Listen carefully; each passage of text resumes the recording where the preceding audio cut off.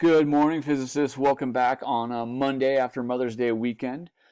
We are going to go ahead and get started. This week, we're going to devote ourselves to figuring out aspect 3 of our circuits unit.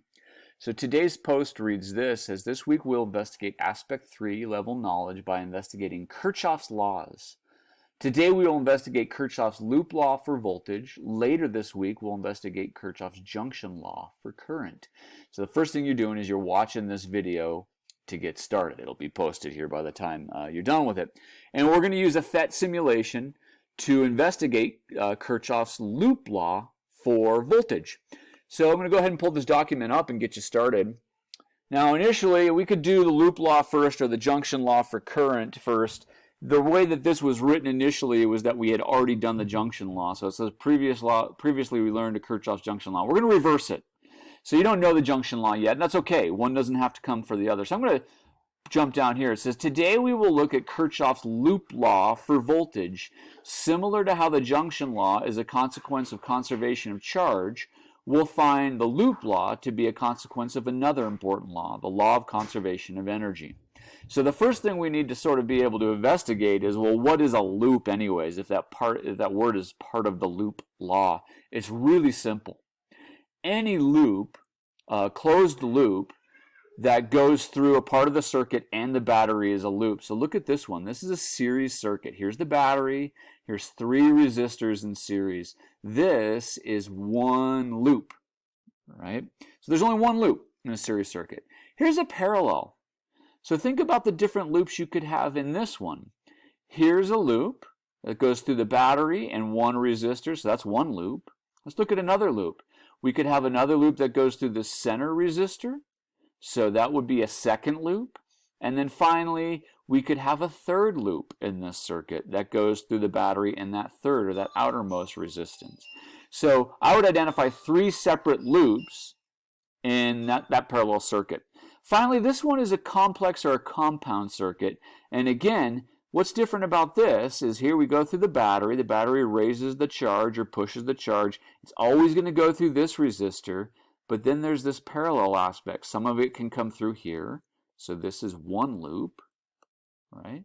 And then some of it can go through that first resistor and come through here. So I could identify 2 loops in that one. So all we want to know for today, it's the voltage law, or the loop law for voltage is what we're looking at. So all we need to do is set these circuits up and just pay attention for the voltage. So what's this first part? So simple, I just did it. Type of circuit, A, it's series. Number of loops, it's 1. Type of circuit for B, it's parallel. Number of loops, well, we just went over that. Type of circuit, C, compound or complex. Number of loops, we just went over. It's what goes in here.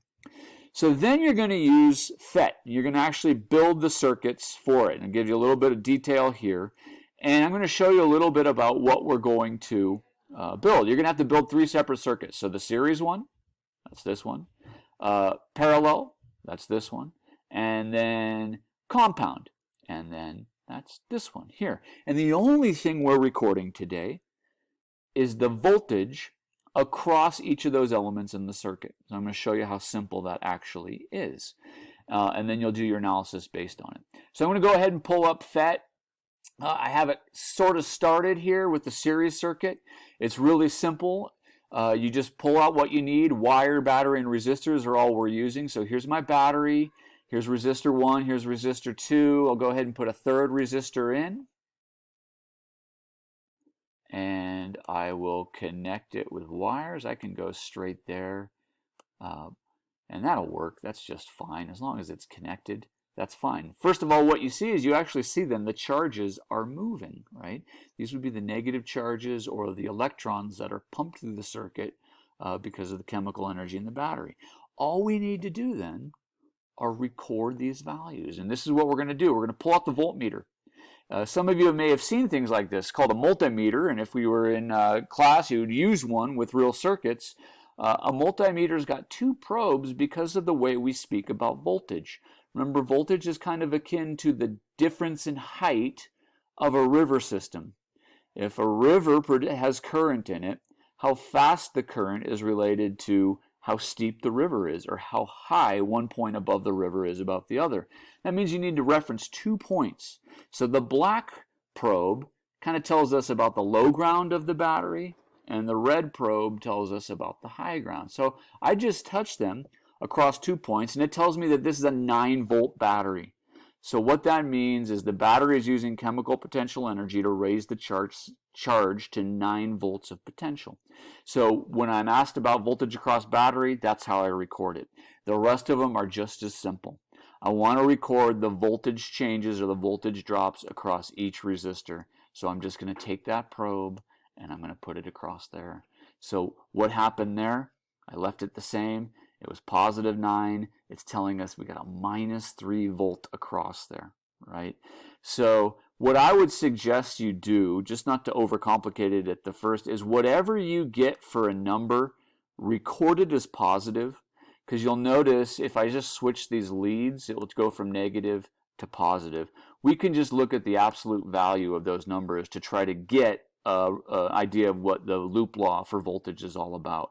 So we just keep doing that. And that's what you're filling out in these tables. So for that one, the battery voltage was 9 volts, resistor 1 said 3 volts, and you'll do it for 2 and 3. When you build the parallel circuit, you're going to look at each loop, and that's why some of these say NA. When you're analyzing the first loop, you're just using the battery and resistor 1. There is no resistor 2 and resistor 3 in that loop. So that's what the NAs are for, kind of to guide you what we're looking at in that case. You'll use that data and try to find what your own loop law for voltage is. And then finally, the last part is you're going to do a little bit of research on his law and tell me what whether your findings agree with the research law. All right. Again, I'm going to give you a day or two to do this. If you have questions or need help, I'm always available from 3 to 4, Monday through Thursday for office hours. Reach out and get some help if you need it. Okay, guys. Good luck.